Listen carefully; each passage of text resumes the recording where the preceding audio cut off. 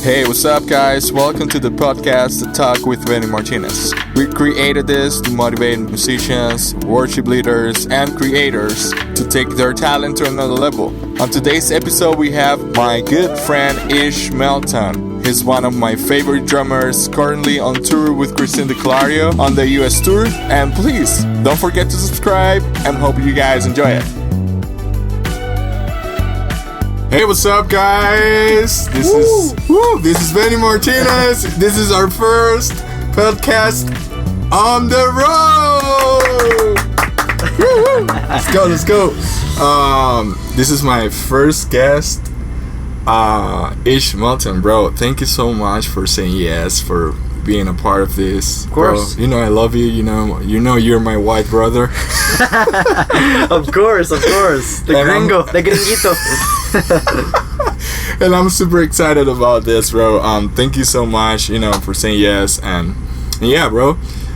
Basically, I know there are a lot of people out there that they want to know more about you, about what we do. And basically, I'm doing this to motivate people, Sure. Right now, I'm living my dream, I know you are as well. And I'm super happy, and I know this is one of my calling from God, to motivate people and Sure. and take their talent to another level, and basically doing it, for His glory. But yeah, thank you so much, man. So of course, let's go. It's gonna be fun. We want to know about you, Ish, about your life, about how you started in music, where you from originally, that kind of stuff. So, where are you from originally? I was born in Michigan, the Mitten State. We're actually going there on tour this year. Yeah, we are. But yeah, I was born in Michigan and moved when I was 14. So yeah, that's where I grew up. There's not much music happening in Michigan, but yeah, you're right. So, how you got into music? So, there was basically no music scene there in Michigan, like. Not really. I mean, not that I knew of, but yeah, I got into music because of my parents. They were worship pastors, and all of our friends kind of, they were in that circle of worship, and so I was just always around it growing up with my parents. So I owe them a lot. So, when did you start playing music? How you were when you got into drums or into music? Well, like I said, I was always listening to it, but I got my first drum set when I was 2 years old. It was like one of the ones you buy at Guitar Center with a little, like the tiny cymbals. Yeah, the CV, whatever. I bought one of those for my dad. Yeah. So, I got one of those, but that's when I started, when I was around 2 years old. And, well, actually, even before that, I would get out, like, pots and pans when I was a kid in the kitchen, and, like, with the little orange peelers, Yeah. and, like, hit them and stuff. Fun. But, yeah, when I was 2 was when I got my first kit, so. What kind of music you were into at that age, bro? At 2? 10. I mean, 10. Not 10. 11, 14. I think, well, it was actually more gospel. That was my influence, just because that's what my parents were listening to, like Israel Houghton, Marvin Sapp, Gary Oliver. Those are all throwbacks, but yeah. Oh man, that's weird because you're playing it's not about chops and all this stuff. Oh, that's pretty cool, guys. I mean, the same with me when I started playing guitar, I was into jazz. Pat Metheny, sure. Wes Montgomery, all this stuff. Of course. And now I'm. It's really, a lot different. Yeah, it's a lot different. Sure. Oh man, that sounds fun. So you were born in Michigan. When you were 14, you moved to Dallas. Mm-hmm. So I know you're one of the drummers at Gateway. So how you connect, at Gateway? How you guys started, going to church? Yeah. How everything happened? Yeah. So. It was pretty crazy. When I was 14, my parents heard that the Lord spoke to them and was like, leave everything behind and move to Dallas with nothing. My mom was just my mom had a job, and my dad didn't even have anything. None of us did, and that would make me a freshman in high school. And when you're in high school, you don't really want to move because you're with all your friends that I've grown up with. And family as well. Exactly, family, everyone. So, but we heard God speak just to move, take a step in faith. And so when I was 14, that's when we moved to Dallas. And of course, we got connected with Gateway because that's where my mom was working. But when I got there, the process to get on the worship team was a lot slower than I thought because it's a big church. It's a big church. Social. But so I just was faithful and just kind of I would be the annoying kid who would show up to rehearsals and just like always would be watching, but yeah, I was just around and people knew my parents and my family, and I got a chance finally they call it an evaluation, kind of like an audition, and I got the chance and I learned the songs. And after I auditioned, I kind of started playing in the youth services when I was around 16, and then when I was 17, the main drummer got sick on that weekend, and he couldn't play at the main campus at South Lake. Oh, wow. Yeah, I was 17, and there was like the choir was up. It was a big weekend, and they called me Saturday morning, and they were like, "Hey, this is your shot, like the first weekend ever." And I was like, "All right, That was a big deal for you. Yeah, I was a little nervous, but I was excited and I was ready, and I prepared the songs as best as I could in a couple hours. And after that, they just kind of started putting me up for weekends because of that one weekend. Oh, nice. So yeah. So that was the opportunity. That's how it started. Yeah. We got there, and then one guy got sick, and I was able to. And that's actually pretty cool because that means that you were ready for the opportunity. Sure, exactly. And that's what I always tell people, like to be ready in season and out of season. Yeah, opportunities are the results of being prepared. Sure. You were ready, man. You were prepared. Sure. They knew you were ready for that opportunity, even though it was a last minute call. Yeah. So, how was your transition from this kid playing gospel chops into playing CCM, worship music? Yeah. That's actually interesting, yeah. Yeah, the tone is completely different. The chops, it's just the whole approach. Sure. Bigger, cymbals. Yeah. Like, how was that transition? Sure, yeah. It was actually, like, at Gateway, it's where it happened. Yeah, I can imagine. And, like, I came in and was, like, kind of, like, playing a bunch of fills when I was first starting. And one of the music directors, I think it was actually my friend Miguel, and he was like in the mic, I was young. "Hey man, those fills sound cool, but we don't need that, and it doesn't really, it doesn't work for what we're doing." I can imagine Miguel telling you that. Exactly, and I was all offended, and I like went home and like told my dad, and you started crying. Just definitely, almost. No, I'm just kidding. No, but it was interesting because what I thought was cool and like what everybody wanted. Like I didn't like to tune my snare low at first. Like I didn't like to play with big cymbals. It started like. The transition happened because of being at Gateway and being in that music, and I kind of realized if I want to do this the right way and achieve the sound and actually grow, then I do have to adapt my playing to that style. So it was honestly a choice, and I decided to start listening to that music and figure out how can I get that sound. And okay. So did you really go to a music school? Because probably people, they want to know. Yeah. Like. You went to a music school. Sure. You did music, that kind of stuff. Like how did you get like to that professional level in music? Sure.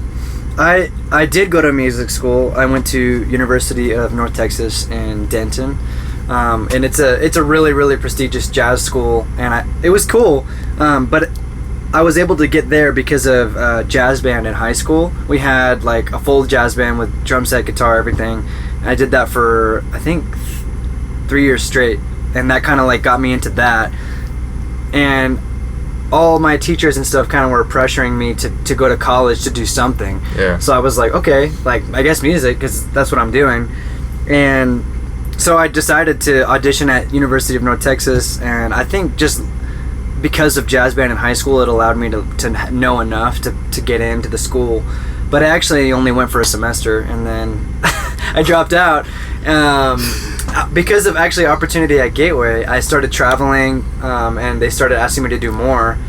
And I just made the decision for myself, I'm in music, opportunity is coming, so I think maybe rather than finishing my degree right now, it'd be smarter to start taking the opportunities. And I'm not saying that I'm not for education. I think it's great, but my situation was like, I heard from the Lord. I think now is the time for you to step out and go for it. Yeah, and probably jazzy wasn't the music that you were pursuing. Exactly. I didn't really have at that time, like, jazz wasn't like something I loved. Like, these kids at school, they loved jazz, like, with everything, and I really liked worship. And I love jazz as well. Yeah, it's great. It's great. But I liked worship. I like to play CCM worship a lot more. I had a passion for it and a calling for it. Yeah. So, yeah. Oh, that's really cool. So, who are your influences in this type of music? It's actually crazy, like, because I used to look up to these guys as, like, people who, I mean, they are my influences, but now, because of the opportunity being with Christine and Gateway, I've actually gotten to meet a lot of these guys. But probably one of my main ones is, like, first was Austin Davis from, he plays with Gary Joe. Austin. Yeah, he's the man. He would come in to our conferences at church, so I got to see him play in person, and I always felt like I was terrible at drums after watching him, because he's so creative. He's so good. And then, of course, David Whitworth. When I started listening to Bethel, I was like, I gotta know who that is. Who's that guy? He's the best. And then another one of my favorites is Dan McMurray. He's one of my favorites. He's just so solid. He's like on it. Creative. Yeah, very creative. And then my friend who's local plays the upper room. His name is Sebastian. He's a really, really good drummer and a good influence for me too. But oh, wow. In this music, I really look up to those four guys a lot. And what type of music you listen to nowadays? Because I know you're into worship music. Sure. I do listen a lot to worship music, but like, because this is what we do right now. Sure. But like, what bands out of worship music you listen to? Yeah, I try to, like you said, not to just listen to worship. I do like to, but I think for me, I really like alternative stuff like Coin or Bad Sons. I'm a huge 1975 fan. Oh, me too. Like guitar tone and drums is ridiculous. Even bass. I really like that stuff. There's a band called The Naked and Famous. They're a really good band. Yeah, I mean, really, anything except for, I don't love country. And I know you love country, so you're like... I do. Man, I love everything. I love country. I love alternative. Like 1975. Yeah, sure. All these bands. John Mayer. I really like John Mayer, of course. Yeah. Johnny Swim. I love Johnny Swim. We're going to go on a huge list now. I love all these bands, I think we got that thing in common. Sure, I love all these bands. But I do love country, Yeah, but I think going off what I just said, like those bands, my favorite genre is like in there. Like I'll still listen to jazz and gospel and funk and stuff, but I think if I had to just like narrow it down, if I could only listen to one genre for the rest of my life, it would be like that kind of music. I think me too. Yeah, just because I like it. Yeah. So how you got connected in the in the music industry? You got connected with Christine. Sure. You already told me how you get involved at Gateway. Sure. Playing drums. A lot of it had to do with just being like where God had us at Gateway. Just kind of being in that spot opened up a lot of doors because we have a lot of guest artists that come through. Like Christine, she goes to church at Gateway. We have a lot of people, Jeremy Riddle, he comes to Gateway as well. Or Cody. He's came through to Gateway, Cody Carnes, Carrie Job. Yeah. So it was a blessing to just be there because I was the main drummer at the time. I got to play with all of those artists and God opened up other doors after them coming to Gateway, with me being able to play with them. And so I think just being, like you said, being ready, like while I'm at Gateway, to make sure when they have, they give us the songs, to learn them as best as I can and do the best that I can do. And because you went on tour with Jeremy Riddle. Yeah, well. It wasn't like an official tour, but I did do some dates with him a few times. Which is cool. I love his music. Yeah, I got to travel to, I think, Brazil, Australia, and I don't remember. We went a couple other trips, and then he came to Gateway a few times. But I love Jeremy. He's awesome. Oh, wow. But yeah, that's because he came to Gateway for Easter weekend, and then he came back 3 weeks later to our men's conference, and we just kind of connected, and I learned the songs as best as I could and tried to be ready and prepared, and then it turned into something else, which was a blessing. But yeah, that's great. And going to the worship aspect, which bands do you really like?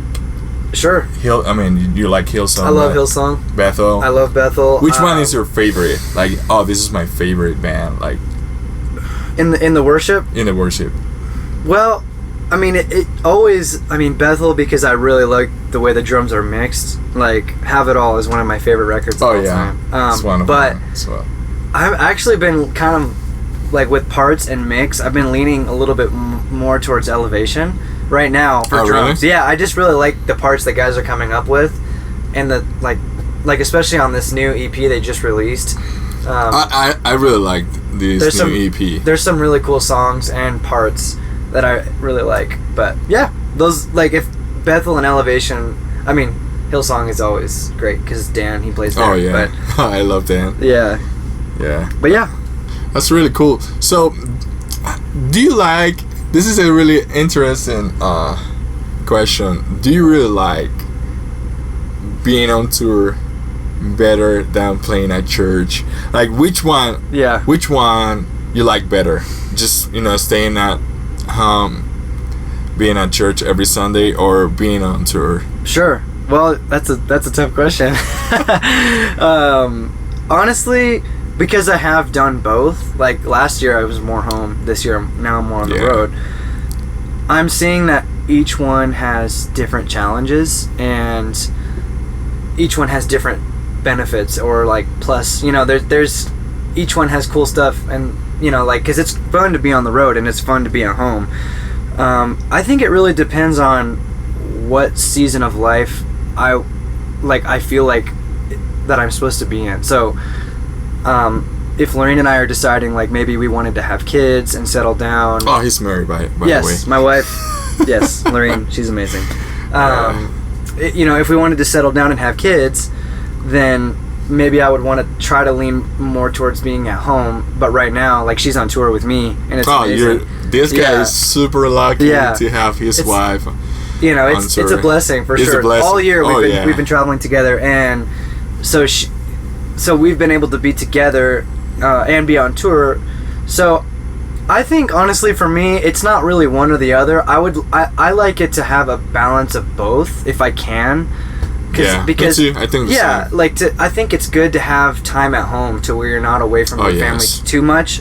And even, like, me and Lorraine, like, if we're home, we can build, like, a foundation together at home rather than being on the road, because it is different. It's actually work. You guys are working. Sure. We're not just, like, hanging out. I mean, on days off and stuff. But I think it's a good balance to like, when you have opportunity to travel and you get that itch, you're like, I want to go on the road. If you can have an opportunity to where you can travel sometimes and be home, I think it's good to have both.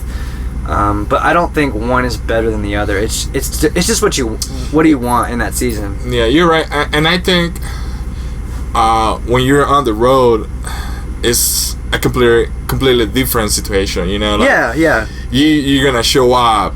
They're gonna have the backline, all the stuff, but you actually learn stuff that you're not gonna learn being at church, playing at church, because you're gonna have the same drum set, the same people, crew is gonna be there working. It's more consistent. It's consistency, more than being on the road, and as well the energy when you go on the road playing every show.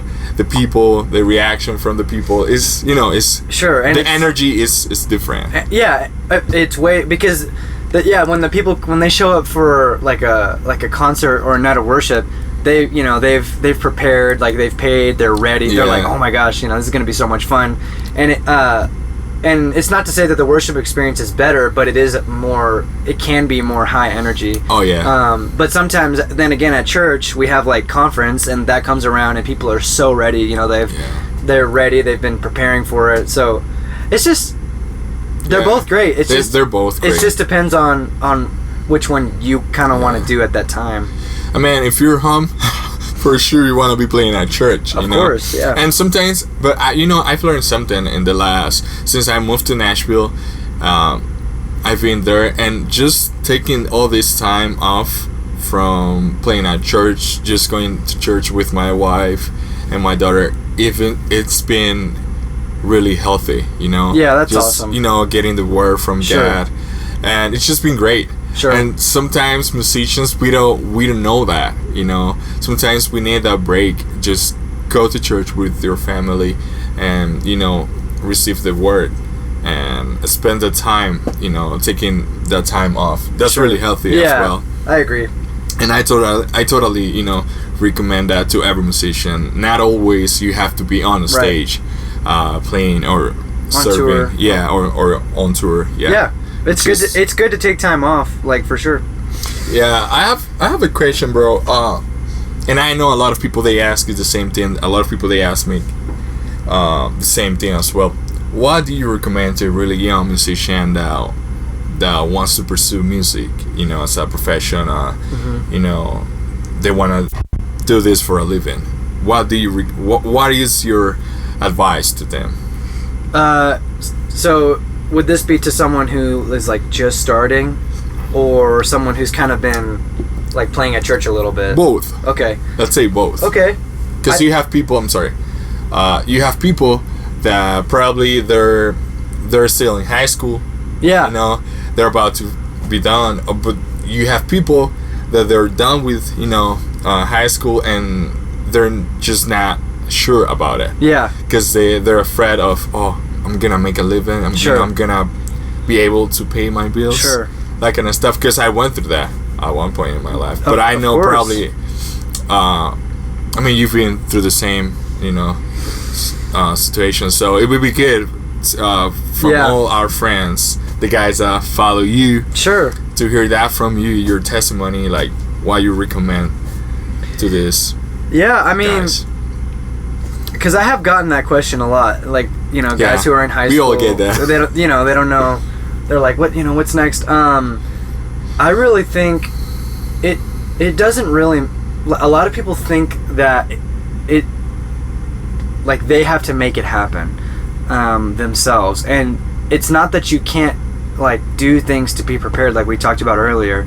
Like I'm sure when you were living in Dominican Republic, you were practicing every day, like in your room trying to figure it out. But I don't think, like, you can't make yourself be in a spot that's gonna all of a sudden open a door. Like, I was in a small tiny town for a long time in a little church, and me too. There wasn't opportunity, but because I had played there every weekend, that made me learn how to be in an environment like Gateway and be ready for that. So I think you have to be faithful with the small, and when God sees that He can let you handle that, and you're content, and you're like, if He gives you something small and you make the best out of it, and something that you wouldn't see someone else could, like, you grow it, like, wow, you're really taking advantage of the situation that maybe someone wouldn't, or they would seem like, oh, it's not that great, but you're making the best out of it. When God sees that you can do that, and you're handling it well and stewarding it well, then He will just bless you with more, and it will just keep going. And I think that's what it is. It's just being faithful with the small and trusting the Lord. No matter if you think, oh, there's no way it can happen. It happened for me. Like, in a tiny town, all of a sudden, we moved to Dallas. Yeah. Like, I never would have thought, You never take it for granted. Yeah, exactly. And I just think the same way. You took music really serious. Yeah. And I have friends telling me, why you take music so serious? It's like, this is what I want to do, so exactly, I have to take it serious. If I don't take it serious, nobody else is gonna take it serious for me. Exactly. Because I want this to be.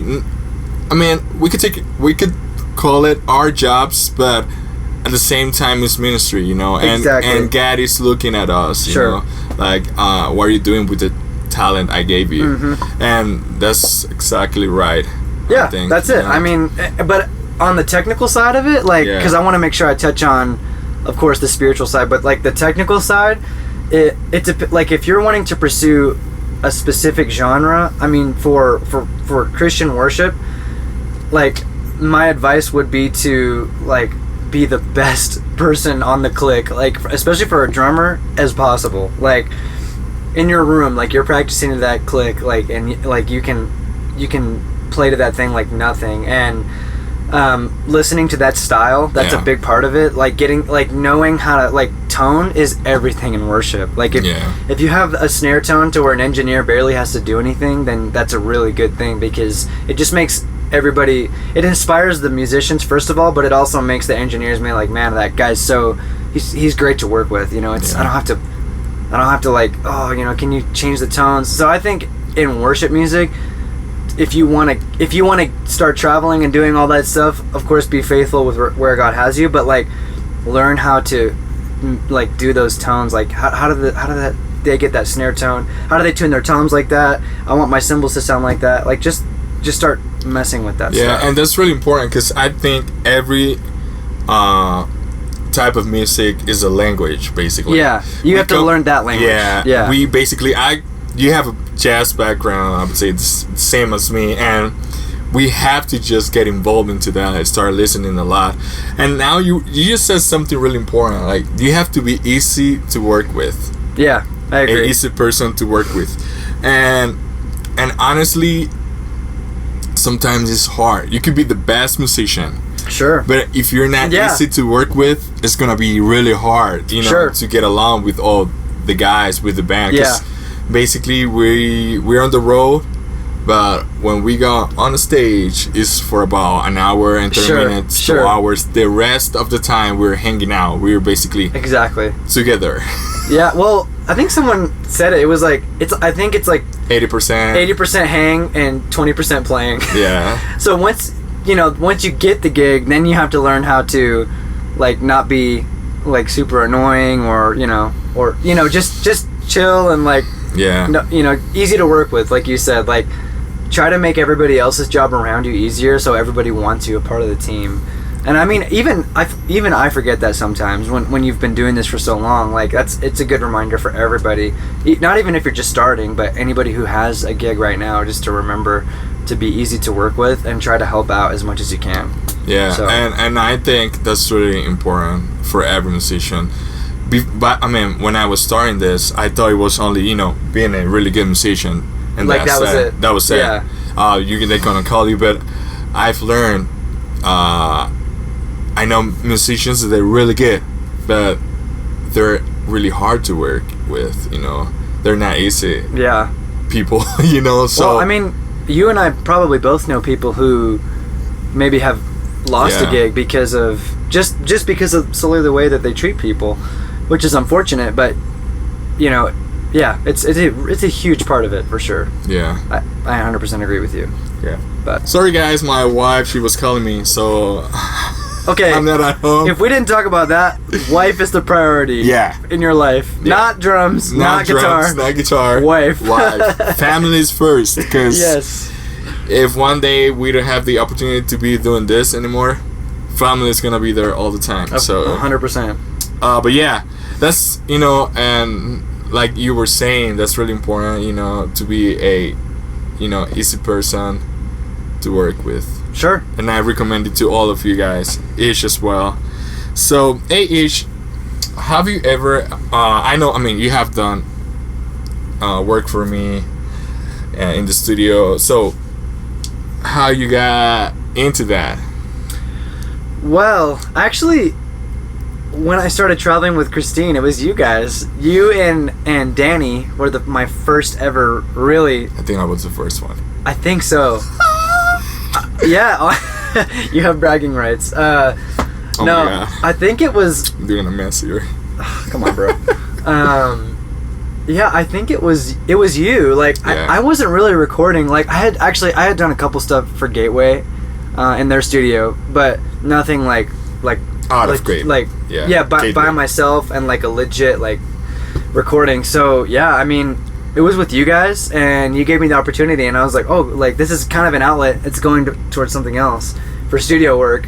But that was like the first time I was able to record like kind of by myself and with a friend of mine, David Sviontek, who helps me mix and engineer and stuff. It's really good. But yeah, that's how I started, because of you guys. Like traveling with Christine opened a door with you guys, because you guys are producers, to ask me to track drums on stuff, which I really appreciate. And actually you're really good at it. And this is, I guess for you, it was easy to get the tones for this music because playing it live, Yeah. I guess that you started developing, the tone. And I think you should tell the guys like why you recommend drummers to get a really good tone. Yeah. Because sometimes we just think about, gear is really important. Sure. It's basically what is gonna gear inspire people, to play different.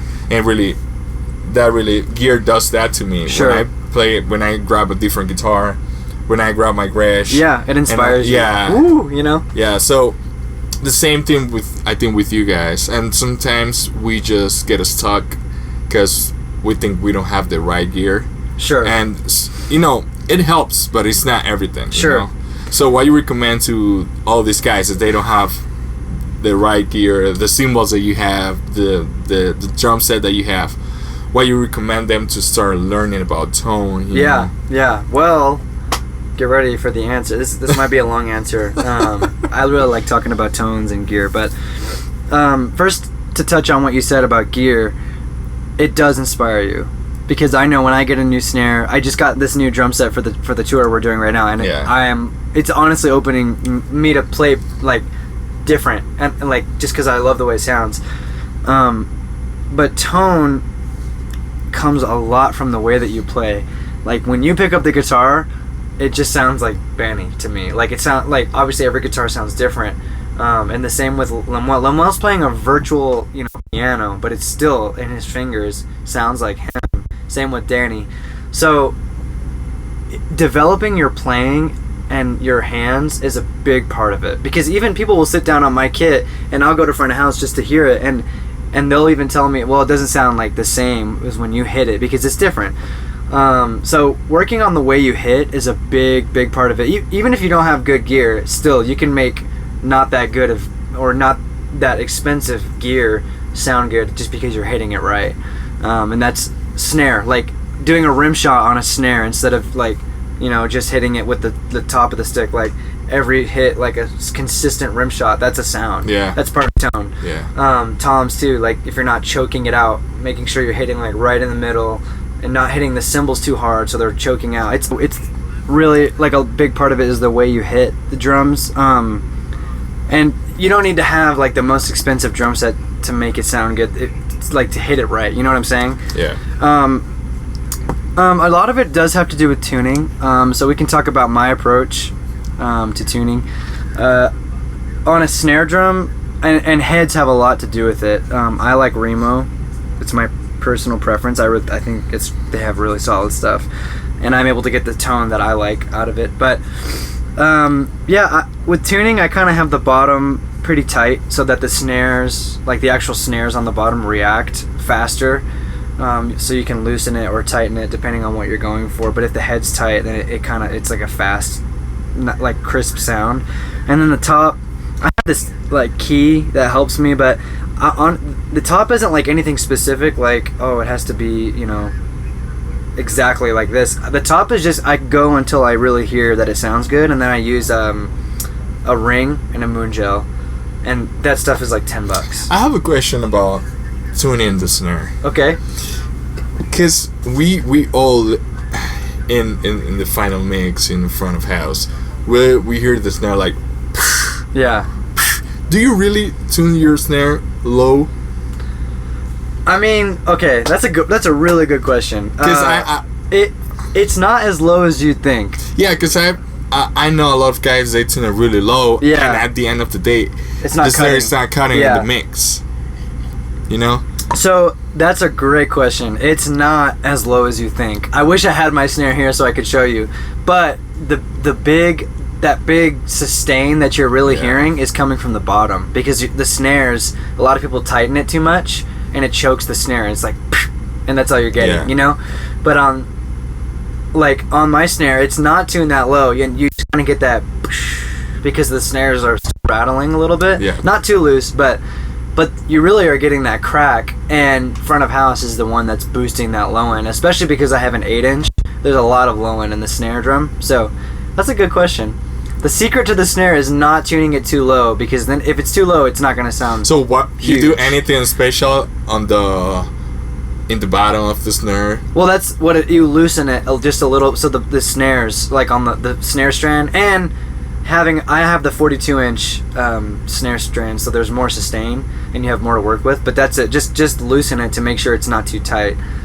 Yeah, because I've seen it before, and I've noticed like all the guys, they think trying to get that real, low, like deep sound in the snare is like tuning it really low. Yeah. So. And that can work in the studio if that, like, maybe if you're trying to go for like a folk or like a singer-songwriter, lower dynamic type thing, but the low sound doesn't really work when you're trying to dig into it. Like if you're hitting it super hard and it's tuned almost like loose, like the lugs are, it's not gonna cut. It's not gonna sound like that worship deep snare sound if it's tuned too low. And at the end of the day, they blend a lot with those samples. sounds with samples, and to get that low deep sound from the snare. Yeah. I mean, I do that a lot. Everyone does it. When I produce, stuff, I blend it with probably like a really like with a cool Palmier Berry sample. Yeah. And I do, these electronic sounds that they have that distorted sound to get that, just some sound that you honestly can't get from a normal snare. So, but yeah, I mean, with the snare drum, great question. Don't tune it too low. Don't tune it too low, guys. The big sound does come from a lot from the bottom. So, and then I can talk about toms quickly too. If you want me to touch on that. Cymbals as well. Yeah. So again, it's a choice of heads. I like to use coated heads. Clear heads are great, but they have a little too much sustain for my taste. Coated heads just kind of have more of a warm and a shorter sound. Me too. I like that. Yeah. Even though I'm not a drummer, but I like to listen a lot. Honestly, I like the way they look too. Oh yeah. But yeah, coated heads are my preference, especially Remo Emperors is what I use. And with tuning, I don't know if there's like a correct way, but my way to do it is don't forget about the bottom head. A lot of people will just try to mess with the top, and if you're getting like that weird, like when you hit the tom and you're getting weird stuff, go back to the bottom and maybe restart and with your tuning, and don't try to tune it too high or you're going to get like a choked sound. And if it's tuned too low, that's when you're going to get the head dropping weird. So kind of try to start with the bottom head a little bit lower and then mess with the top. And that's the same for the rack tom and the floor tom. But I don't know if there's a right method to do it, but that's kind of how I do it. And I use a couple moon gels to help with overtones, because even if you tune it perfect, there's going to be some overtones, so you have to use at least something. But yeah. Oh, that's great, man. That's great. It's a lot really of people good use to know. gaff tape too. But Yeah. What about cymbals? Cymbals. I mean, obviously now we're in this era where everybody wants dark cymbals, which I think is great. And I love dark cymbals. Yeah. But I mean, I don't know if there's a way to change the tone. Cymbals is the only thing where you can't really change the tone of it, because I know you were saying like if they're not able to get access to something that's expensive. Cymbals, if you're gonna start purchasing gear, I would say start with cymbals, because that's the one thing you can't change the sound of cymbals. It just sounds the way that it sounds. Yeah. But when you're purchasing cymbals, listen to it before you buy it. I've made that mistake several times. But yeah, just try to get something that's big. Like I use huge cymbals. I use 22-inch, 24, and then 17-inch hi-hats. Great. You're good. This is our friend Allison. She does merch. Yeah. We're doing a podcast. I'll be doing a podcast. How are you? You're good. You're good. You have to Don't work. worry about it. You're good. Work, I'm just getting a time.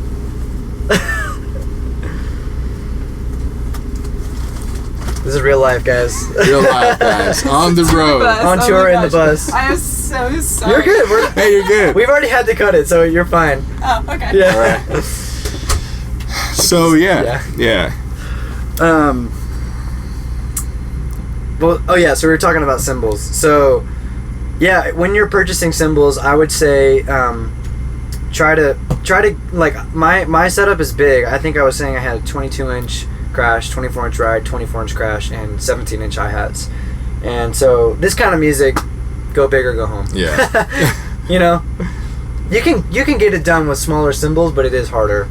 Honestly, if I go out like on tour and they say you can only bring one thing, I would bring cymbals, because a snare drum, like I said, you can manipulate the sound with the head. You're right. And you know, kind of tuning. But dude, cymbals is if I'm playing like A customs, it's not gonna feel right. Like a 17-inch crash, it's gonna be awful. I've been there when the drummers, they show up with no cymbals and the back line. Yeah, that's the worst. They have really crappy cymbals. That's the worst. And honestly, that affects your sound, and like a lot of people just, you know, that just roll with it. But I personally think part of your sound and like bringing it to where they're like, oh, you know, Ish always sound a certain way, or whoever's playing, is just bringing your gear and like caring about that. So if I could only bring one thing, it would always be cymbals, always. Yeah. Because you can always tune.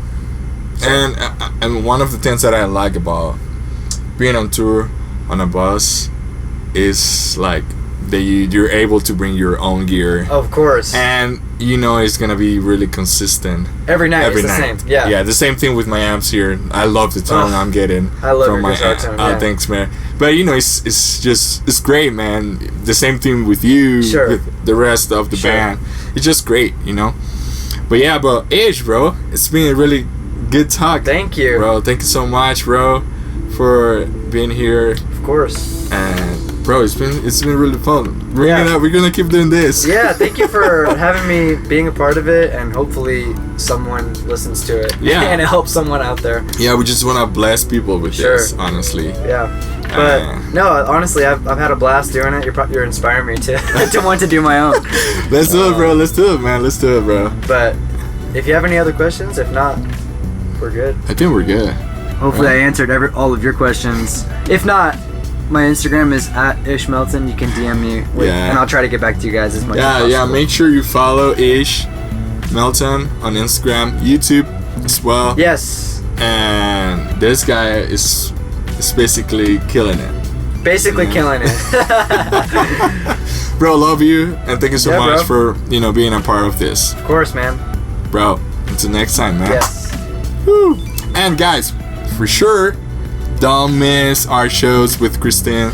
Oh yeah. On the road, you know. We're probably coming to your city. We've done 4 concerts. We have 21 left. Yeah. So go on her website, check it out.